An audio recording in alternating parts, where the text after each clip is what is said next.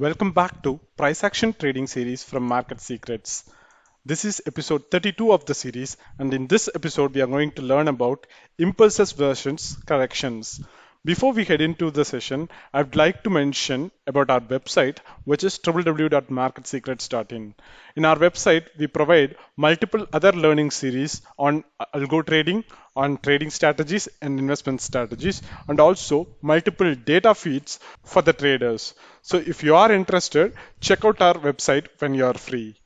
With that note, let's begin today's session. Impulses versus corrections. Before going deeper into understanding how impulses and corrections help us define a trend, let me remind you of this. Supply and demand imbalances are made of impulses, but not all impulses are imbalances. Each time frame has its own trend. That is why it is mandatory that we make a multiple time frame top-down analysis in order to decide in which trend we want to trade. Bigger the time frame, the higher its reliability. A trend is composed of impulses and corrections. What are impulses? Impulses are the moves in the direction of the trend, that is, the direction in which we should be trading. What are corrections? Corrections can be seen as a pauses in the trend or small retracements reverting to the mean before the current trend is resumed. Corrections, together with the supply and demand imbalances, give us the opportunity to trade in the direction of the main trend before the new impulse happens. As simple as that. Moving on to the anatomy of impulse. Impulses are fast moving prices, violent moves that cover large price moves in the short period of time. This prints ERC candles in the chart.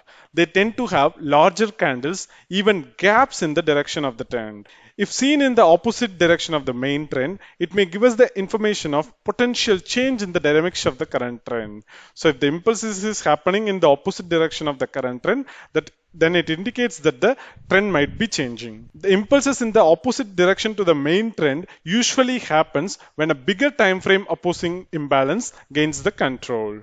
So these are the anatomy of impulses. Likewise, let's talk about the anatomy of corrections. When it comes to corrections, price moves slower and covers less price action. The price takes much more time to cover the same price action covered by the impulse. Corrections are riskier to trade. You will probably be on the wrong side of the new potential impulse. Corrections can be measured by supply and demand imbalances on the time frame where they have been located. So let's take some examples. So if you look at this particular chart, right, there are two set of impulse moves. This is a very big impulse move, and these three candles together form another good impulse, and these two candles even form another good impulse. So these impulses are in the direction of the trend. Market is in an uptrend, and these are on the same direction of the trend. So this signals that the uptrend is intact and it continues. Let's take another example. If you take this particular example, this impulse move, this big red candle is in the opposite direction of the trend. This indicates the dynamics are changing. So the trend might be changing, so you need to watch out. That's what this particular impulse indicates. Because this one big candle changes the entire dynamics of this particular chart. The price was in an uptrend and suddenly it forms a big red candle. It's a very big red candle. It opened at the top and it forms a very big ERC red candle. This impulse in the opposite direction of the main trend usually happens when a bigger time frame opposing zone is reached in the higher time frame. For example, the price might have hit, when the price opened, right, at that point the price might have hit the higher time frame supply zone. So it could have opened up in the supply zone of a higher time frame, and if that had happened, in such cases it will always print a candle like this.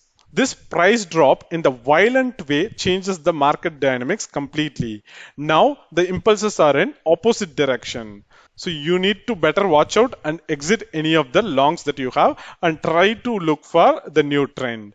Likewise, when it comes to corrections, the price usually corrects by retracing to the previous areas of demand and supply confluences. So if you look at this uptrending chart, these arrows, these four arrows indicates the market corrections.